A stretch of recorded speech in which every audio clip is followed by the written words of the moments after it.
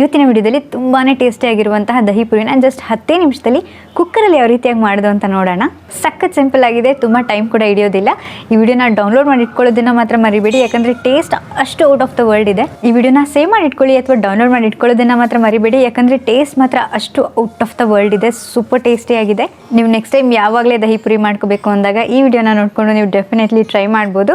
ಇದೇ ರೀತಿಯಾದಂಥ ತುಂಬಾ ಡಿಫ್ರೆಂಟ್ ರೆಸಿಪೀಸ್ ಆಲ್ರೆಡಿ ನಮ್ಮ ಚಾನಲ್ನಲ್ಲಿದೆ. ಅದೆಲ್ಲದನ್ನು ಚೆಕ್ ಮಾಡಿ ನೋಡಿ. ಒಂದು ವೇಳೆ ನಿಮಗೆ ನಮ್ಮ ಚಾನಲ್ ಇಷ್ಟ ಆಗ್ತಿದೆ ಅನ್ನೋದಿದ್ರೆ ಈ ಕೂಡಲೇ ಕೆಳಗಡೆ ಕಂಟಿರೋ ರೆಡ್ ಕಲರ್ ಸಬ್ಸ್ಕ್ರೈಬ್ ಬಟನ್ನ ಪ್ರೆಸ್ ಮಾಡಿ ಸಬ್ಸ್ಕ್ರೈಬ್ ಆಗಿ, ಮತ್ತೆ ಪಕ್ಕದಲ್ಲೇ ಇರೋ ಬೆಲ್ ಐಕನ್ನ ಪ್ರೆಸ್ ಮಾಡಿ ಆಲ್ ಅಂತ ಟ್ಯಾಪ್ ಮಾಡೋದನ್ನ ಮಾತ್ರ ಮರಿಬೇಡಿ. ಬನ್ನಿ ರೆಸಿಪಿ ನೋಡ್ಕೊಂಡು ಬರೋಣ.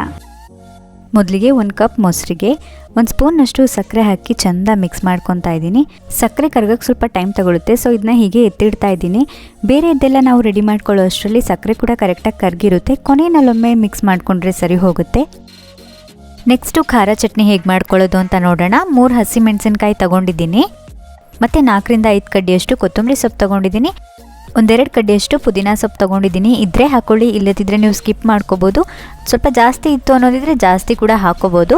1-2 ಚಿಟಿಕೆಯಷ್ಟು ಉಪ್ಪು ಕೂಡ ಹಾಕ್ಕೊಂಡಿದ್ದೀನಿ. ಇದಕ್ಕೆ ಸ್ವಲ್ಪ ನೀರು ಹಾಕಿಬಿಟ್ಟು ನುಣ್ಣಕ್ಕೆ ರುಬ್ಬಬೇಕಾಗುತ್ತೆ. ಬಟ್ ನಾವಿಲ್ಲಿ ಸ್ವಲ್ಪ ಕ್ವಾಂಟಿಟಿನಲ್ಲಿ ತೊಗೊಂಡಿರೋದ್ರಿಂದ ನುಣ್ಣಕ್ಕೆ ರುಬ್ಬಕ್ಕೆ ಆಗದಲ್ಲೇ ಇರ್ಬೋದು. ಅಂಥ ಟೈಮ್ನಲ್ಲಿ ಸ್ವಲ್ಪ ಖಾರ ಸೇವ್ ಆಗ್ಬೋದು ಅಥವಾ ಮಿಕ್ಸ್ಚರ್ ಆಗ್ಬೋದು, ಹಾಕ್ಕೊಂಡು ರುಬ್ಕೋಬೋದು. ಇದನ್ನ ಇದೇ ರೀತಿಯಾಗಿ ತೆಳುಗೆ ಮಾಡ್ಕೊಳ್ಳಿ, ಯಾಕಂದರೆ ನಾವು ಕೊನೆಯಲ್ಲಿ ಪುರಿಗೆ ಹಾಕಿ ಫಿಲ್ ಮಾಡಬೇಕಾದ್ರೆ ಈಸಿ ಆಗುತ್ತೆ. ಇಲ್ಲಿ ಸ್ವೀಟ್ ಚಟ್ನಿಗೋಸ್ಕರ 2 ನಿಂಬೆಹಣ್ಣು ಗಾತ್ರದ ಹುಣಸೆ ಹಣ್ಣನ್ನು ನೀರಲ್ಲಿ ನೆನೆಲಿಕ್ಕೆ ಇಟ್ಟಿದ್ದೀನಿ. ನಂತರ ಅದನ್ನು ಕಿವುಚ್ಬಿಟ್ಟು ಹುಣಸೆ ಹಣ್ಣನ್ನು ಹುಳಿ ಮಾತ್ರ ಇಟ್ಕೊಂಡಿದ್ದೀನಿ. ಹುಣಸೆ ಹಣ್ಣನ್ನು ತೆಗೆದು ಹಾಕಿದ್ದೀನಿ. ನೆಕ್ಸ್ಟ್ ಒಂದು ಪ್ಯಾನ್ನಲ್ಲಿ ಹುಣಸೆ ರಸ ಹಾಕ್ಕೊಂಡಿದ್ದೀನಿ, ಮತ್ತು ಅದೇ ಕಪ್ನಲ್ಲಿ 3/4 ಕಪ್ನಷ್ಟು ನೀರು ಹಾಕ್ಕೊಂಡಿದ್ದೀನಿ. ಮತ್ತು 4ರಿಂದ 5 ಚಮಚದಷ್ಟು ಜಜ್ಜಿ ಪುಡಿ ಮಾಡಿರುವಂತಹ ಬೆಲ್ಲ ತಗೊಂಡಿದ್ದೀನಿ. ನೀಟಾಗಿ ಪುಡಿ ಮಾಡಿ ಹಾಕಿದರೆ ಬೇಗ ಕರಗುತ್ತೆ ಅಂತ. 1/4 ಚಮಚದಷ್ಟು ಅಚ್ಚ ಖಾರದ ಪುಡಿ ಹಾಕಲೇಬೇಕಂತ ಏನಿಲ್ಲ, ಬೇಕಿದ್ರೆ ಹಾಕ್ಕೊಳ್ಳಿ. ಮತ್ತು ಒಂದು 2-3 ಚಿಟಿಕೆಯಷ್ಟು ಉಪ್ಪು ಹಾಕ್ಕೊಂಡಿದ್ದೀನಿ. 2 ಸಣ್ಣ ಪೀಸಸ್ ಅಷ್ಟು ಹಸಿ ಶುಂಠಿ ಹಾಕ್ಕೊಂಡಿದ್ದೀನಿ. ಹಸಿ ಶುಂಠಿ ಇಲ್ಲದಿದ್ದರೆ ಶುಂಠಿ ಪುಡಿ ಕೂಡ ಹಾಕ್ಕೋಬೋದು ಅಥವಾ ಒಣ ಶುಂಠಿ ಕೂಡ ಹಾಕ್ಕೋಬೋದು. ಇದಿಷ್ಟನ್ನು ಹಾಕೊಂಡ ನಂತರ ಸ್ಟವ್ನ ಮೀಡಿಯಂ ಫ್ಲೇಮ್ನಲ್ಲಿ ಇಟ್ಬಿಟ್ಟು ನಾವು ತಗೊಂಡಿರುವಂಥ ನೀರು ಅರ್ಧದಷ್ಟು ಕಡಿಮೆ ಆಗಬೇಕು. ಅಲ್ಲಿವರೆಗೂ ಇದನ್ನು ಬೇಯಲಿಕ್ಕೆ ಬಿಟ್ಬಿಡಿ.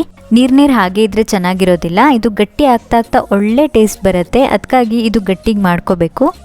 ಬೆಲ್ಲ ಎಲ್ಲ ಕರಗಿದ ನಂತರ ಒಮ್ಮೆ ಟೇಸ್ಟ್ ಮಾಡಿ ನೋಡಿ. ಇನ್ನೂ ಸ್ವಲ್ಪ ಸ್ವೀಟ್ ಬೇಕು ಅನ್ನೋದಿದ್ರೆ ಮತ್ತೆ ಬೆಲ್ಲನ ನೀವು ಹಾಕ್ಕೋಬೋದು. ಬೆಲ್ಲ ಇಲ್ಲ ಅನ್ನೋರು ಸಕ್ಕರೆ ಕೂಡ ಹಾಕ್ಕೋಬೋದು.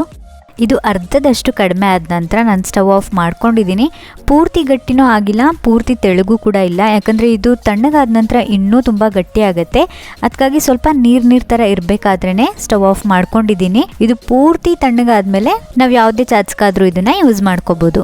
ನೆಕ್ಸ್ಟು 150 ಗ್ರಾಮ್ ಒಣ ಬಟಾಣಿನ ಒಂದು ರಾತ್ರಿ ನೆನೆಸಿಟ್ಟಿದ್ದೀನಿ. ಒಂದು ವೇಳೆ ನೀವು ಹಸಿ ಬಟಾಣಿ ಯೂಸ್ ಮಾಡ್ಕೊಳ್ಳೋದಿದ್ರೆ ನೀವು ನೆನೆಸಿಡೋ ಅವಶ್ಯಕತೆ ಇರೋದಿಲ್ಲ, ಡೈರೆಕ್ಟಾಗಿ ಕುಕ್ಕರೆಲ್ಲ ಹಾಕೋಬೋದು.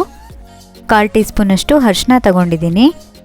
ಅರ್ಧ ಟೀ ಸ್ಪೂನಷ್ಟು ಜೀರಿಗೆ ಪುಡಿ, 3/4 ಟೀ ಸ್ಪೂನಷ್ಟು ಧನಿಯಾ ಪುಡಿ, 1/4 ಟೀ ಸ್ಪೂನಷ್ಟು ಅಚ್ಚ ಖಾರದ ಪುಡಿ ಹಾಕ್ಕೊಂಡಿದ್ದೀನಿ. ರುಚಿಗೆ ತಕ್ಕಷ್ಟು ಉಪ್ಪು ಹಾಕ್ಕೊಂಡಿದ್ದೀನಿ. 1-2 ಕಡ್ಡಿಯಷ್ಟು ಕೊತ್ತಂಬರಿ ಸೊಪ್ಪನ್ನ ಕಟ್ ಮಾಡಿ ಹಾಕಿದ್ದೀನಿ. ಬಟಾಣಿ ಮುಳುಗುವಷ್ಟು ನೀರು ಹಾಕ್ಕೊಂಡಿದ್ದೀನಿ. ಒಮ್ಮೆ ಎಲ್ಲದನ್ನು ಚೆಂದ ಮಿಕ್ಸ್ ಮಾಡ್ಕೊಂಡಿದ್ದೀನಿ. ಇದನ್ನು ಪ್ರೆಷರ್ ಕುಕ್ ಮಾಡಿ 3ರಿಂದ 4 ವಿಸಲ್ ಬರೋವರೆಗೂ ಬೇಯಿಸ್ಕೊತೀನಿ.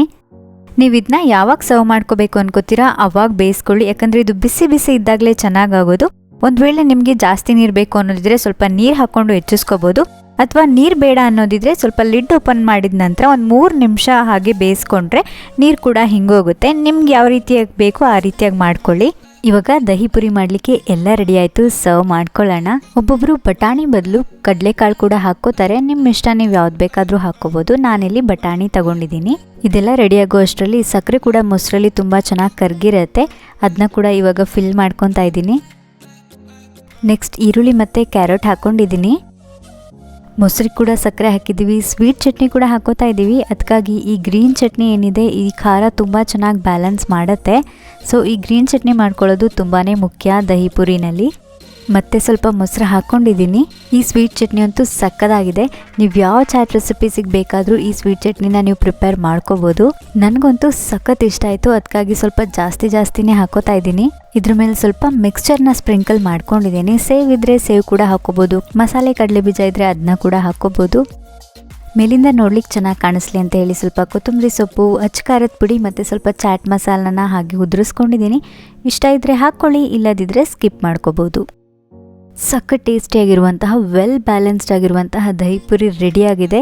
ನಿಜವಾಗ್ಲೂ ಹೊರಗಡೆ ಎಲ್ಲ ಹೇಗೆ ಸಿಗುತ್ತೋ ಅದೇ ಟೇಸ್ಟಲ್ಲಿ ಇರುತ್ತೆ ಇದು ಕೂಡ. ಒಮ್ಮೆ ಟ್ರೈ ಮಾಡಿ ನೋಡಿ, ನೀವೇ ಬಂದು ನನಗೆ ಕಮೆಂಟ್ ಮಾಡಿ ತಿಳಿಸ್ತೀರಾ ಸಖತ್ತಾಗಿ ಬಂದಿತ್ತು ಅಂತ. ನೋಡಿದ್ರಲ್ವ ದಹಿ ಪುರಿನ ಸಿಂಪಲಾಗಿ ಯಾವ ರೀತಿಯಾಗಿ ಮಾಡ್ಕೊಳ್ಳೋದು ಅಂತ. ಟೇಸ್ಟ್ ಮಾತ್ರ ಅಲ್ಟಿಮೇಟ್ ಇದೆ. ನೀವು ಇವತ್ತೇ ಟ್ರೈ ಮಾಡಿ ನೋಡಿ, ಹೇಗೆ ಬಂತು ಅಂತ ನನಗೆ ಕಮೆಂಟ್ ಮಾಡಿ ತಿಳಿಸೋದನ್ನ ಮಾತ್ರ ಮರಿಬೇಡಿ. ಇವತ್ತಿನ ವಿಡಿಯೋ ಇಷ್ಟ ಆದರೆ ಲೈಕ್ ಮಾಡಿ, ನಿಮ್ಮ ಫ್ರೆಂಡ್ಸ್ ಫ್ಯಾಮಿಲಿ ಎಲ್ಲರಿಗೂ ಹೆಚ್ಚು ಶೇರ್ ಮಾಡಿ. ನೀವಿನ್ನೂ ನಮ್ಮ ಚಾನಲ್ಗೆ ಸಬ್ಸ್ಕ್ರೈಬ್ ಆಗಿಲ್ಲ ಅನ್ನೋದಿದ್ರೆ ಈ ಕೂಡಲೇ ಸಬ್ಸ್ಕ್ರೈಬ್ ಮಾಡ್ಕೊಳ್ಳಿ. ನಾನು ನಿಮಗೆ ಸಿಗ್ತೀನಿ ಮತ್ತೊಂದು ಸೂಪರ್ ಡೂಪರ್ ವಿಡಿಯೋ ಜೊತೆ. ಅಲ್ಲಿವರೆಗೂ ಹ್ಯಾಪಿ ಕುಕಿಂಗ್.